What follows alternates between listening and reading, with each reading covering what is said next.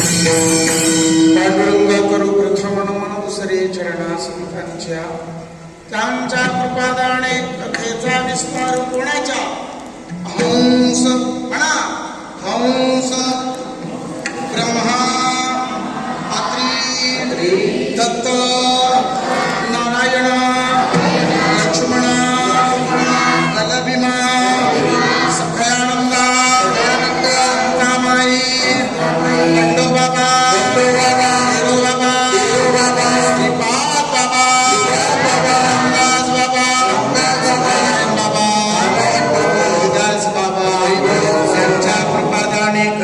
विस्तारो बाबाजी सद्गुरु दासतुका आत्मारूप गणेश दिया स्मरण होय सकळ विद्येचे अधिकरण हेच बंधू श्री चरण श्री गुरूंचे ते नमस्कारोनी आता नमो ज्ञानेश्वरा नमो ज्ञानेश्वरा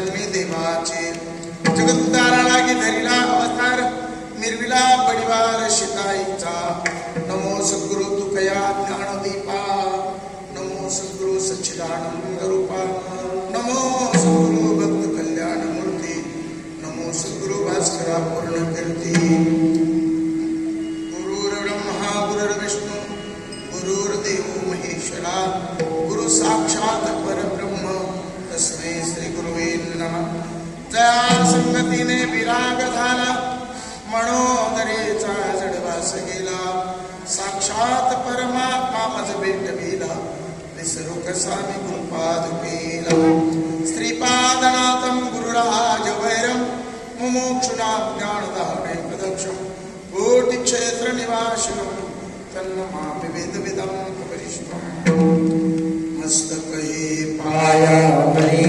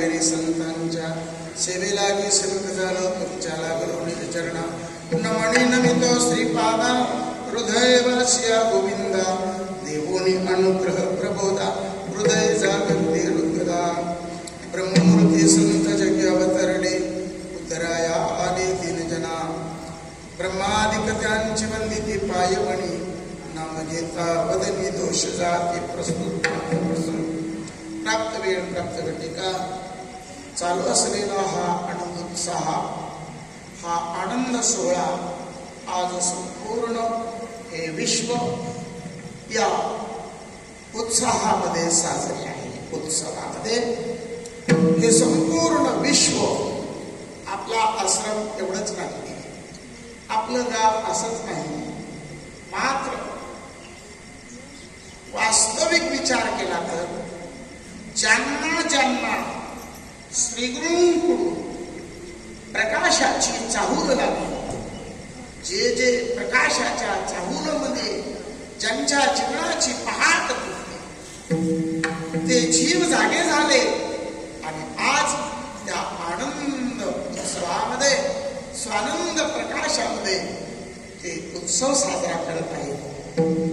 आपण इथे करत आहोत पंढरी क्षेत्रामध्ये गोपाळपुऱ्याला आता या टायमाला या वेळेला काल्याची कीर्तनं चालू आहे. सकाळपासून आतापर्यंत अनेक ठिकाणी तिथे तिथे आजूबाजूला एवढाच एक फड, एवढाच एक फड, तेवढाच तेवढा त्याचे नाही, ज्यांच्याकडं श्रीगुरूंची जाणीव पोहोचलेली आहे ते त्यांच्या घरी जिथे कुठेही असतील ते सर्व काही श्रीगुरूंचा उत्सव करत आहेत. आज व्यास पौर्णिमा, आज व्यास महर्षींचा श्रीगुरूंचा प्रगट दिन आहे. आजच व्यास प्रगट झाले, आजच ती घटना प्राप्त होत असते, उद्या होणार नाही.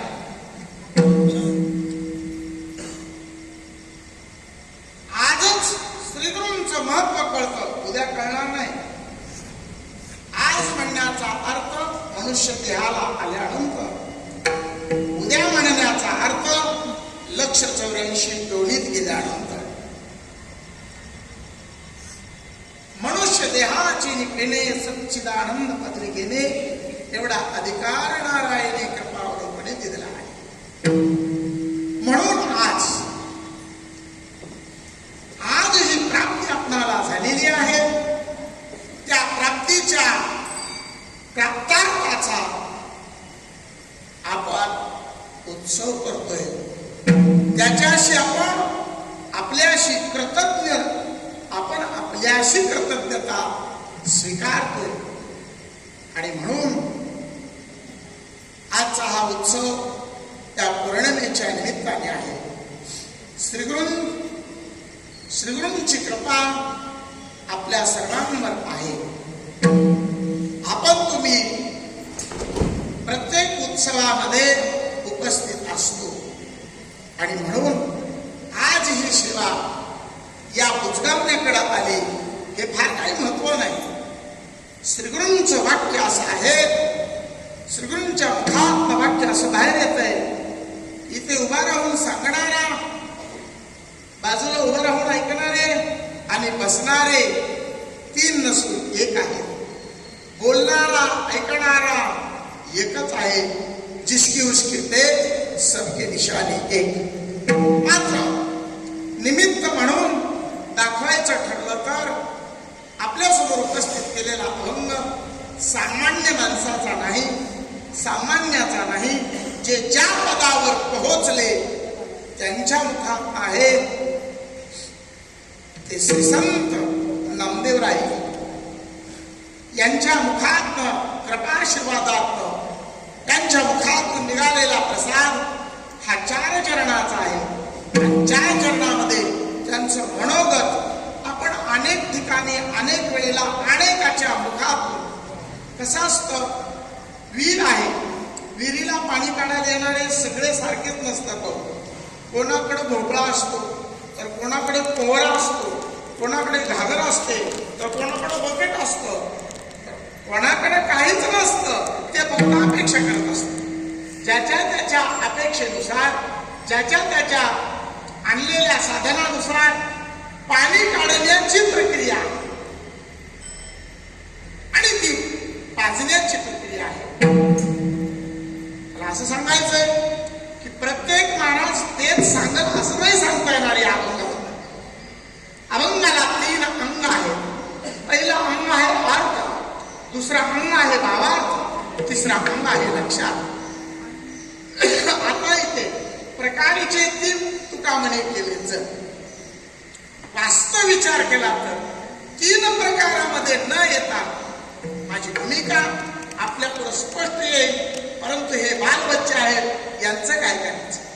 वास्तव विचार सगळ्यांचा विचार करून ही भूमिका या व्यासपीठावरून चालावी आणि चालत असते, चालत राहते. म्हणून नामदेव महाराज म्हणत आहेत की ब्रह्मच मूर्ती रूपाला आलं, तेच संत झाले, तेच श्री गुरु झाले आणि त्यांनीच आपल्याला बोध पोहोचवला. हा झाला अर्थ. मग हा अर्थ प्राप्त होण्यासाठी ब्रह्मदेव, विष्णू असतील, शंकर असेल, आपल्या पुढे स्पष्ट येते. ब्रह्म सोपान तो झाला, ऐक नाही म्हणजे कशासाठी तर महाविष्णूचा अवतार सखा माझा ज्ञानेश्वर ब्रह्म सोपान तो झाला, भक्तानंद वर्षला. हे कशासाठी आले. द्वापार युगात मिळालं नाही म्हणून कलियुगात घेण्यासाठी आले. इंद्राने चोरून ऐकलं, इंदुरीला तप केलं म्हणून हे घेण्यासाठी आले, प्राप्त करण्यासाठी आले. आणि आपण तुम्ही सुद्धा अनंत युगामध्ये प्राप्त झालो नाही म्हणून प्राप्तीसाठी आलो. त्यावेळेला आपण तपी होतो श्रीमन्नारायण. नंतर आपण यज्ञ झालो, याज्ञिक झालो, यज्ञ करू लागलो. यज्ञ करता करता राक्षसांनी गाला घातला, गेलो. नंतर आपण गोपाळ झालो. कोणाला प्राप्त नाही असं काही म्हणता येणार नाही. परंतु तो गोपवेश होता म्हणून समजलं नाही. हो, गोपाळांना ब्रह्मज्ञान प्राप्त होतं, न केल्या वाचून ब्रह्मज्ञान झाले. सर्वांना ब्रह्मज्ञान झालं, पण अनुभूती आली. पुन्हा घेण्यासाठी आपण सर्वजण आलो. आपला भगवान आपल्या समोर आला. गोटी या क्षेत्री अवतरला. खरोखर खरडा या ठिकाणी आला. क्षेत्र कर्णाचं म्हणून घोटी ठिकाणी आला आणि घोटीतच वास्तव्य झालं आणि घोटीतच आपण जाऊन बसलो. आणि म्हणून आपण या प्रक्रियेपर्यंत आलो. ब्रह्माधिपत्यांची वंदिती पायवणी कोणाची. श्रीगुरूंची. ब्रह्मदेव अहंकारी झाला, म्हणला मी मोठा आहे, विष्णू तू माझी पूजा करायला पाहिजे. विष्णुदेव म्हणाले असं करा, तुम्ही पुढे उभा राहा, मी इकडे उभा राहतो, पाहूया. त्यात एक अखंड ज्योत प्रकाशित झाली. म्हटलं तुम्ही वरचं टोक पाहून या, मी खाली जाऊन येतो. ब्रह्मदेवाच्या हातामध्ये एक पुष्प होतं. त्या पुष्पाला सांगितलं, हे बघ तू खोटं बोल त्याच्या समोर की मी टोक पाहिलं, शेवट पाहिला, असं खोटं बोल. दोघं एकत्र आले. इकडे विष्णू आहे, इकडे ब्रह्मदेव आहे. आणि ते जे फुल आहे, फुलाचं नाव विसरलो बरं का, ते जे फुल आहे ते भगवान शंकराला चालत नाही. ते फुल म्हणते वरचा टोक पाहून आलो. तेव्हा भगवान प्रगट झाले. खोटं बोलताय तुम्ही, तसे आपल्यात बरेच खोटे आहेत. माझी पोच झाली म्हणून आपण बरेच जण म्हणतो माझ्या सहित बरं का. पोच झाली ज्ञानेश्वरी पूर्वी आहे. अनुमानाचे पैसे मज हे कीर कळले आयसे. अरे मृग जळाचे ओलांसे काय भूमी तिने. मला कळलं. विचारलं सकाळपासून शेकडो फोन आले. केलं का? चालू आहे बाबा, चालू आहे. अरे चालू आहे, तुम्ही काय बोलताय चालू आहे. नित्यागा सहिते सृजिली भूते नियनती तयाती सूक्ष्म म्हणून अव्यक्त निराकार नाही जाकार. जे तुम्ही चराचर हरीशी भजे चराचर हरीचं भजन करतोय आणि आम्ही मात्र कळून सुद्धा चालू आहे म्हणतो. आणि म्हणून सज्जनो, चालू आहे म्हणण्यापेक्षा आहेच त्याच्यावर लक्ष मात्र आमचं नाहीये. त्याला म्हणायचं अनुमान चालू आहे. ब्रह्मदेवाला शिक्षा झाली. ब्रह्मदेवाचं एक शीर कटलं. ब्रह्मदेवाला 4 मुख होते, 5 होते, 4च नाही. सज्जन हो, आपलंही तसंच चाललंय. आपले 4 जागे, आपलं 5वं कुठे? 5व्याचा कधी विचार केलाय का? ज्ञान देवा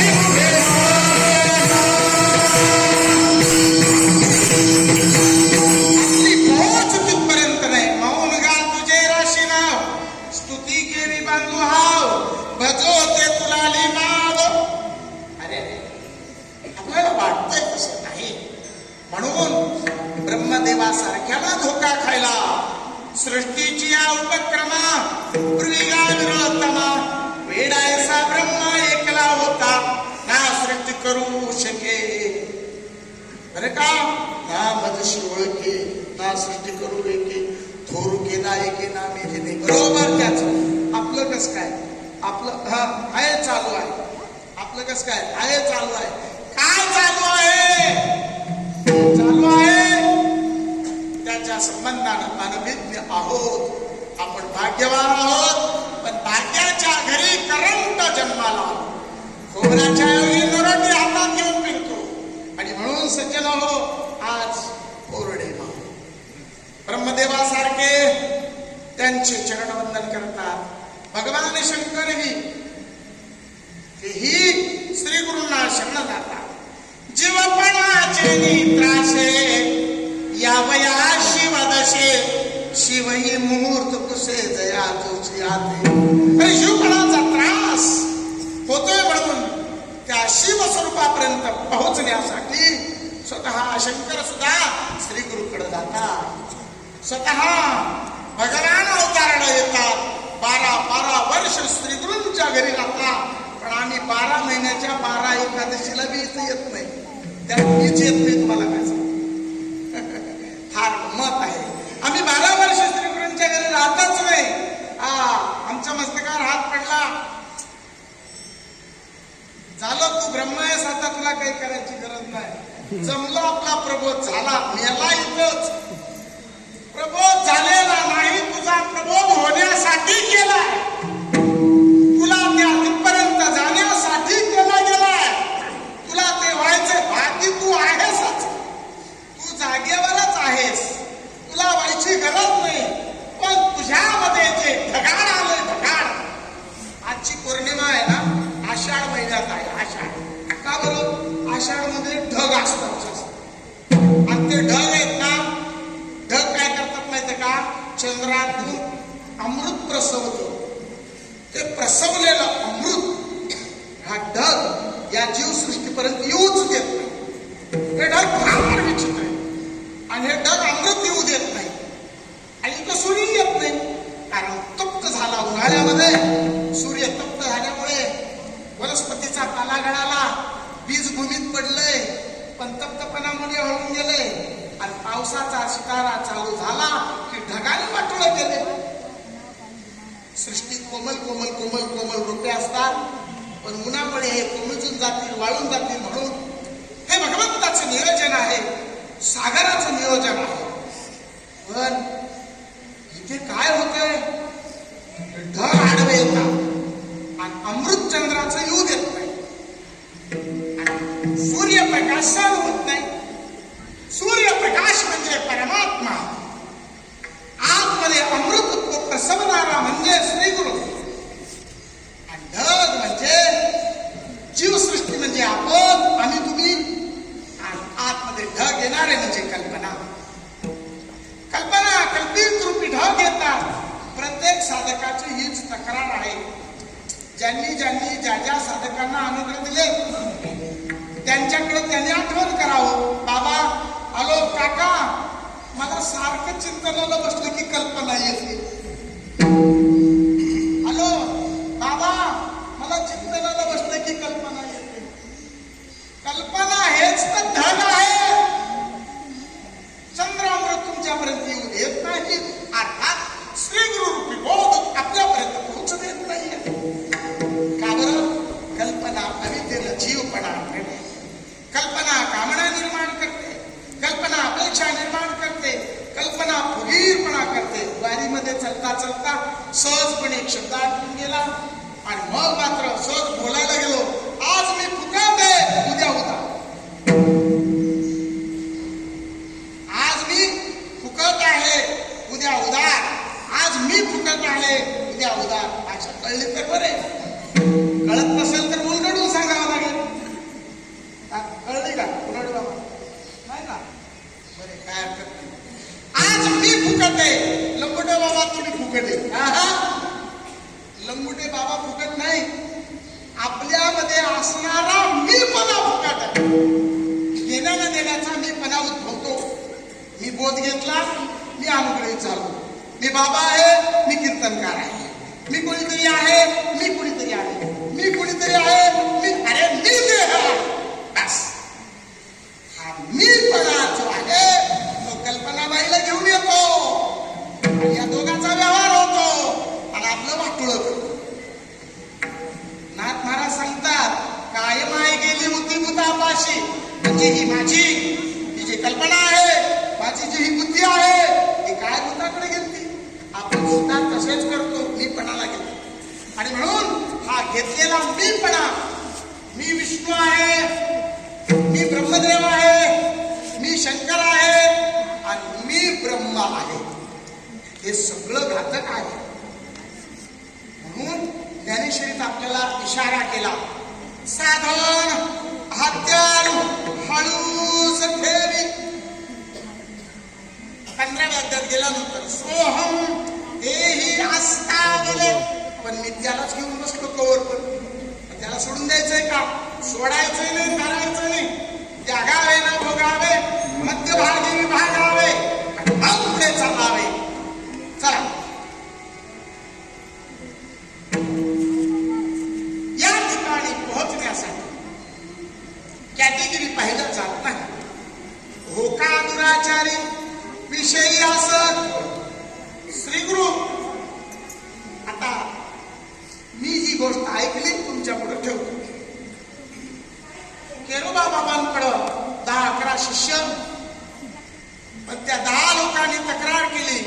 हे भाऊसाहेब स्त्रियाला अनुग्रह देतात, लहान लेकरांना देतात, दारू पिणाऱ्यांना पण देतात, कुणालाही देतात. केरोबाबांनी सांगितलं की तो जरा वेडा आहे, तुम्ही त्याच्या नादाला लागू नका, तो आहे वेडा, तुम्ही त्यांची संगत सोडा. 10 लोकांनी त्यांची संगत सोडली. माझ्या श्रीपाद बाबाला एवढा विरोध झाला. मी तुम्हाला माहिती सांगतो शास्त्रातली, या विश्वाच्या ग्रंथशास्त्रामध्ये वाल्मिकाला विरोध झाला नाही. हो, नाही झाला. व्यास महर्षीला विरोध झाला नाही झाला. कालिदासाला विरोध नाही झाला. जेवढे कवी झाले त्यांना विरोध नाही झाला. एक ज्ञानेश्वराला विरोध झाला आणि एक श्रीपाद बाबाला विरोध झाला. तिसरं, जेवढा विरोध माऊलींना तेवढाच विरोध श्रीपाद बाबांना. आणि जेवढा विरोध झाला, जेवढी मंदिरं या विश्वात माऊलीची तेवढीच मंदिरं माझ्या श्रीपाद बाबांची. एवढंच नाही, ध्यान ठेवा. परत चालती बोलती मंदिरं माझ्या बाबांची आहेत. एवढंच नाही, ध्यान ठेवा, जरा लक्षात घ्या. भगवान दत्तात्रेय हे सतयुगापासून आहे. त्यांची मंदिरं, त्यांच्यानंतर माझ्या बाबाची मंदिरं. कळतं माझी भाषा? त्याच्यानंतर बाबांची. ते 10 लोक कुठे गेले काय माहिती. 10 लोकांचं काही उभं आहे, कुणाचं कुठं पण असं नाही. कारण काय बोलायचे, होका दुराचारी बाबाने कित्येक लोकांना खाणाऱ्याला पिणाऱ्याला मोकळ्या हाताने वाटलं, मुक्त हाताने दिलं. आणि म्हणून हो, होका दुराचारी विषय असंत संत कृपेद्वारे तो उद्धरते.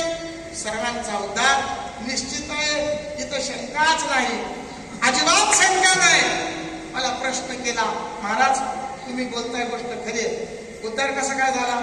बघा, ते कुठे काका असं वागतात, गोरक्षेत असं वागतात, चुकीचं वागतात, आमचे हे काका चुकीचे वागतात, ते काका चुकी, ते महाराज आहे असं चुकीचं वागतो, ते असं चुकीचं वागतो, ते बघा तिथं कीर्तन कार्य चुकीचं वागतं. हे का जाणवतं? हे ब्रह्ममूर्ती आहेत, हे संत आहेत, हे श्रीगुरु आहेत, हे पूजा करून घेतात आणि चुकीचं कसं वागतात, याचं कारण सांगतो. भजन करा विठ्ठल.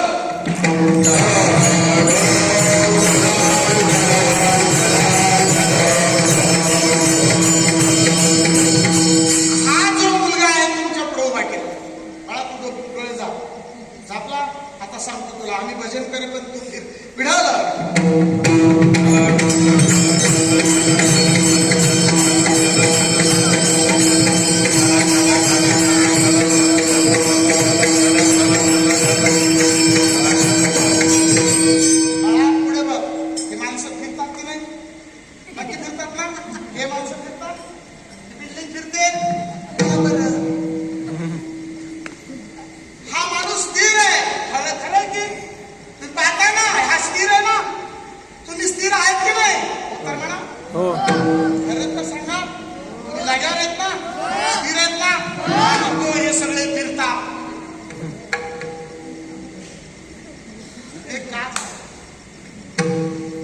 यालाच काय हे सगळे फिरलेले दिसतात, यालाच काय हे गुंगोज दिसतात. याचं कारण आहे, हा एका योनीत कोटी कोटी वेळा कुणीच आला. हा एकटा नाही, इकडे जाऊ नका. माणसं काय करतात, त्याला म्हणाले घोटाळा आहे, घोटाळा आहे. एक चौकट तयार करून कीर्तन होत नसतात, ध्यान ठेवा. अभ्यास करून करावा. एक चौकट तयार केली, काय केली? बाबा असं म्हणायचे, काय म्हणायचे? नाना म्हणे, तू काय म्हणे, नद्या तू काय म्हणे. बाबा असं म्हणायचे. झालं, आम्ही टाळ्या वाजवल्या, महाराज फुगून गेला. अरे चौकट आहे, चौकटीच्या बाहेर पडून बघा, चौकटीच्या बाहेर निघा. हा, बाबा असं म्हणायचे, बाबा असं म्हणायचे, ती खबर अनुभव काय हे लक्षात घ्या. ती चक्कर आपल्या पायात आहे, ती चक्कर आपल्या डोक्यात आहे. हा फिरला, हा अनंत योनीमध्ये फिरून आलाय. फिरल्यामुळे याच्या डोक्यात चक्कर आहे. ही चक्कर त्याला गुणदोष तयार करते. आपण स्थिर बसणार, हे स्थिर आहे, हे काही फिरत नाही. सांगायचं तत्व उपाधी माझी गुप्त चैतन्य असे सर्वगत ते तत्वज्ञ संत स्वीकार की आपण तुम्ही सर्वांनी चैतन्याचा स्वीकार केलाय. तुम्ही सर्व ब्रह्ममूर्ती आहात. अरे मूर्त ब्रह्म तुम्ही मूर्ती रूपानं आलात. मूर्त ब्रह्म तुमच्या रूपानं नटलंय म्हणून मी प्रमाण घेतो. देव नटला नैनापरी बरोडी उरला चराचरी आणि प्रमाण घेतो. हो जे जे दृष्टी दिसे तेथे बायका पोरं तेथे हरिरूप तुझा ध्यान जपत्याशी नाही आणि हे प्रमाण घेतो. समबुद्धी घेता समान श्री हरी. खरे रे बाबा खरे रे, पण खरं कुणाला पटतंय? म्हातारी सच कहती कोई नहीं सुनता. म्हातारी सच कहती म्हातारी सच कहती कोई नहीं सुनता. म्हातारी सच कहती म्हातारी सच कहती कोई नहीं सुनता. म्हातारी सच कहती म्हातारी सच कहती कोई नहीं सुनता. म्हातारी सच कहती. पूर्वीच्या काळामध्ये सोंग असायचं. सोंग कळतं तुम्हाला? सोंग हे सोंग पंढरपूरमध्ये उभे असत. आता पटतंय का तुम्हाला? पटतंय का? असल पटत नामदेवाचा गाथा वाचायचा. नामदेवाला सांगतात मी माया सोंग धरून तुमच्यासाठी उभा आहे. आणि चालू सगळे सोंगाला कुठे झाले? बरे तुम्ही कोण? ब्रह्म. रोज चिंतन काय चाललंय कुठे काका? मी ब्रह्म. कुठे झाले? वारीला. काय करणार? देवदर्शन. आणि इथं मग याला ढकलून द्यायचं, करायची, याच्या संग भांडण करायचं. मला जागा दिली नाही, माझं मान ठेवलं नाही, मला जेवाय करून हे का चक्कर? संतांनी म्हाताऱ्यांना आपल्या म्हाताऱ्यांमध्ये आपल्या संत मायबापांनी खरं सांगितलं तू ब्रह्म पटत भेटत चक्कर जात नाही. मी जोपर्यंत आहे तोपर्यंत परमात्मा नाही. मी नाही परमात्माच आहे. मी जोपर्यंत आहे तोपर्यंत परमात्मा नाही, ब्रह्म नाही. पण मी ज्या दिवशी नाही त्याच क्षणी ब्रह्म. म्हातारी सच कहती कोई नहीं सुनता. म्हातारी सच कहती. याला ठेका जमाना, तुम्हाला मागचं जमाना. काय करता? हे दिलं बसलंय, जाऊ दे आता, त्याला इलाज नाही. सोंग होते सोंग. आणि सोंगामध्ये गोरक्षक नको तुम्हाला परत जर वाटत काय गोरक्षकला घेऊ म्हणजे तुम्हाला सगळ्यांना पाठी. गोरक्षकच्या मुलाचं आणि मुलीचं लग्न होतं. आता लग्नामध्ये मुलीकडे देण्यासाठी मुंडा म्हणून गोरक्षकने पैसे याच्या जमा करून ठेवले. बस्ता आणून ठेवा. मुलाचं सोनं आहे, मुलाचं लग्न आहे, येणाऱ्या मुलीला सोनं घालायचंय, दागिने आणून ठेवले. पण गोरक्षक मात्र सोंग करण्यामध्ये पटाईत होते. आणि त्यांच्या गावात उत्सव होता. सोंगामध्ये त्यांचं नाव होतं. लग्न 2 दिवसावर होतं. रात्रीची वेळ आहे. सोंगाचा डाव मांडलेला आहे. बाकीचे सर्व म्हटले आमचे बाबा गेल्या सोंग पाहायला, आपण बी जाऊ. घरचे सर्व आले पण म्हातारी घरी राहिली गोरक्षकची. आता म्हातारी राहिल्यावर गोरक्षकची मंडळी पण पाहायला गेली आणि सगळेच पाहायला गेले. पण सोंग रंगले, घरात चोर आले. चोरांनी तलवार काढली. चोर म्हणले सांग तुझ्या घरातले कुठं आहे? म्हणली खरं सांगते, सगळे सोंग बघायला गेले.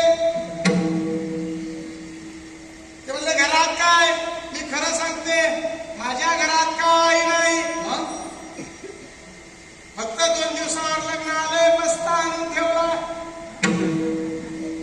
खरं सांग दुसरं काय आहे? नातीचं लग्न आहे, सोनं आणि हुंड्यासाठी पैसे आणून ठेवले.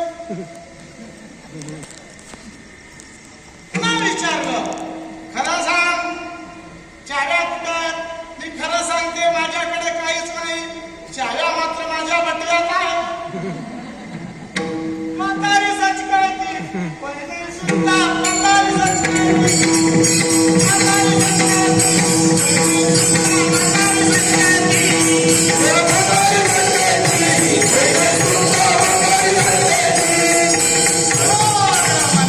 वर्णन केलं.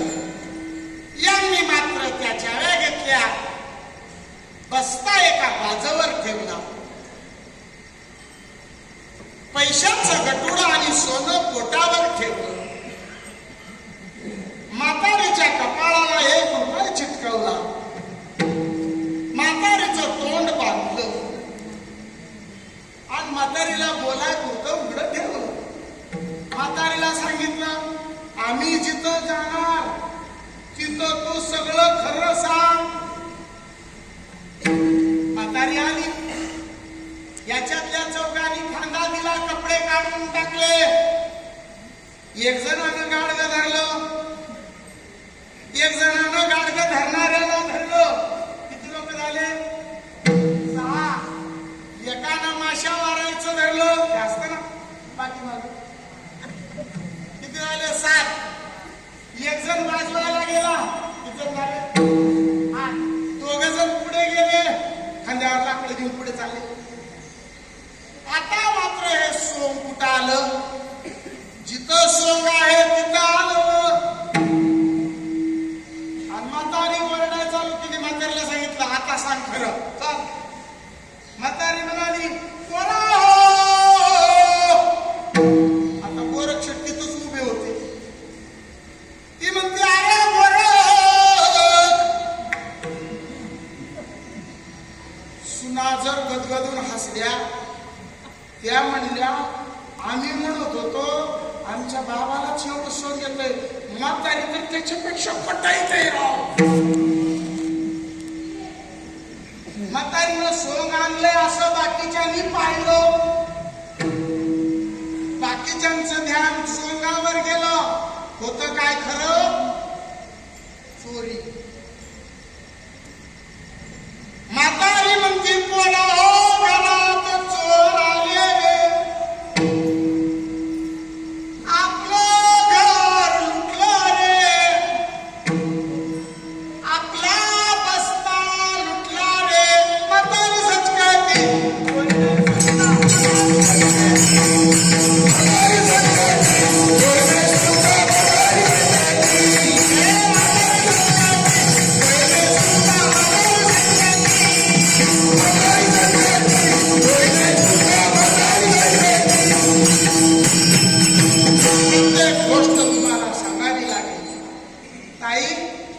शेंगदाण्यावरचा पापुद्रा काढाय किती जीसीपी बोलवावं लागते. म्हातारीचं खरं आहे की नाही? खरे खोटे? निघला का पापुद्रा? पापुद्राच निघला. अजून सुद्धा माझ्या आईला वाटते मी गवती आई आहे. खरे खोटे विचार. आईला बोललोय, तुम्हाला बोललं नाही. काय संबंध आहे तुम्हाला बोलायचं? माझ्या आईचा माझा संबंध. अजून सुद्धा मला वाटतं मी गुलाबी आहे. मला मान नाही, मला मान नाही. म्हातारी सच कळते. काय सांगते म्हातारी? आपला बस्ता उठला रे. कोण बस्ता आपला? आपला बस्ता म्हणजे मी ब्रह्म आहे. मी ब्रह्म चोराने घात केला. सांगितलंय ना श्री गुरुनी, आपण ब्रह्म आहोत. मग ब्रह्म असल्यावर द्वैत का? ब्रह्म असल्यावर भेद का? आणि ही चोरानेच आपल्या मागे लागले. या चोराने आपला बस्ता उठवला. आपलं धन, पैसा, पैसा म्हणजे आपण ते म्हातारीच्या पोटावर बांधून आणलेलं ते धन. परमार्थ महाधन जोडी देवा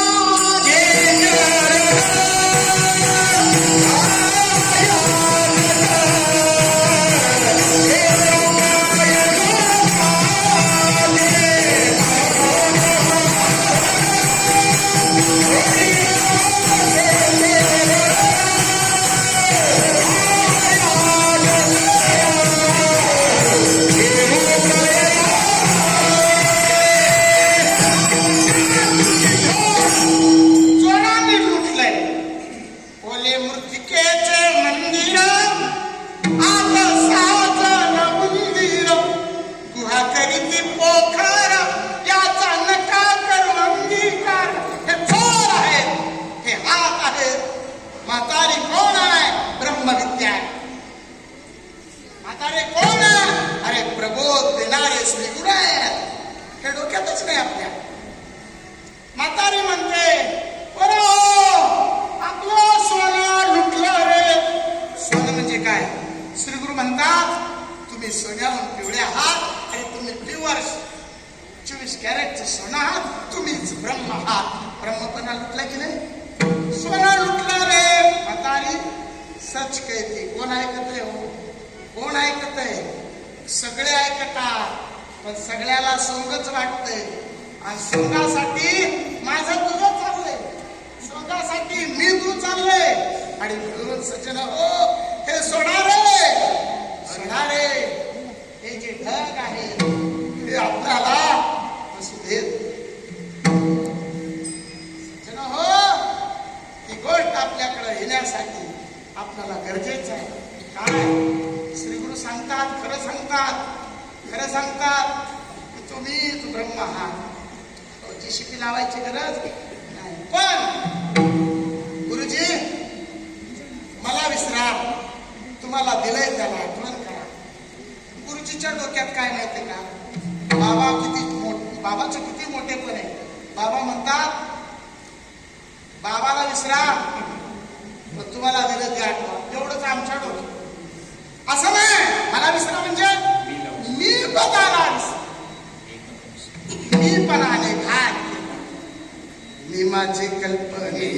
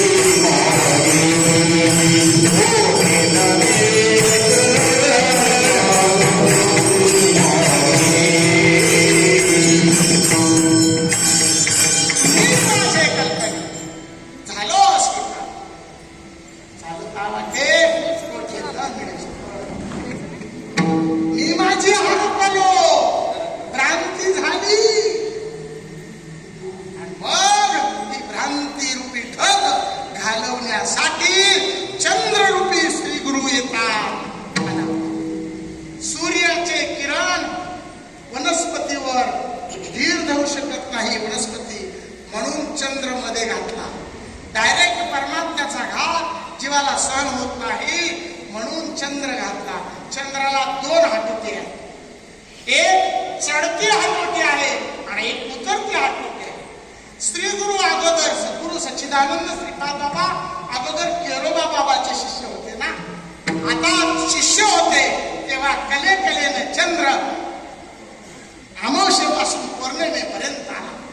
आणि जेव्हा श्री गुरु झाले तेव्हा पौर्णिमेपासून पुन्हा अमावस्येपर्यंत श्री गुरु गेले. पण मला असं म्हणायचं की ते त्या पदापासून वेगळे गेले नाहीत. ज्या क्षणी श्री गुरु आणि शिष्य असा उभे गोविंदा गुरु मोठे का शिष्य मोठे? कोणीच मोठं नाही, कोणीच मोठं का बरं? आपण सिद्धांत सांगितला, दोघही एकाच वेळी जन्माला येतात. श्री गुरु एकाच वेळी आणि शिष्य एकाच वेळी दोघही जन्माला येतात. होते आई बायको मोठी का नवरा मोठा, बायकोचं लग्न आधी का नवऱ्याचं, दोघांचं एकाच वेळेला. हो अक्षदा पडला ना आणि यांना विचारलं ना नवऱ्याचं मोठा आहे, चला द्या सोडून. हे लक्षात घ्या, श्री गुरु आणि शिष्य एकाच वेळेला. त्याचं कारण काय? अरे बाबा, चंद्राची पौर्णिमा जी आहे एकाच स्थितीत येते. आपल्याला 16 कळा मिळते, पण 17वी कळा म्हणजे श्री गुरु आणि शिष्याचं ऐक्यपणा आहे.